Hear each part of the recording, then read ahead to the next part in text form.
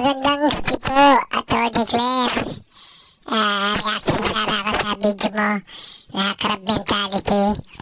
Kasi parang hindi mo po yata na iintindihan ang ibig sabihin ng crab mentality. Sayang, attorney ka pa naman. O ganito po yun ha.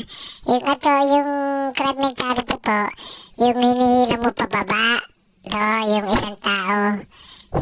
Halimbawa, hindi literal ha. Halimbawa, hindi naman pababa yung kanyang karir. No, ganun. Basta talangka, nasa balde. So, talangka, yung mga papakit na talangka, sinasakyan, kinakapitan, no, hinawakan ng talangka. Kaya dalawa silang bumabagsak.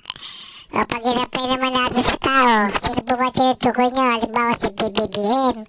O si BBBM tsaka si BP Sara, crab mentality.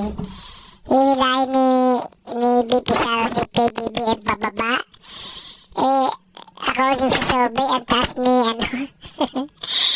sa survey po, si BBB at saka si BP Sara, malayo po ang agwat ng kanilang percent. Mas mataas po si Sara.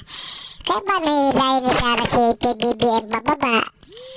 O sige, last na to Paano hihilain ng isang tao ang isang tao na wala naman sa taas niya?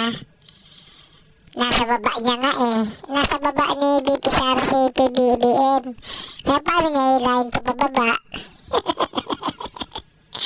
Sayang, attorney ka pa naman. Sige, bale. Maraming salamat po sa mga nakinig.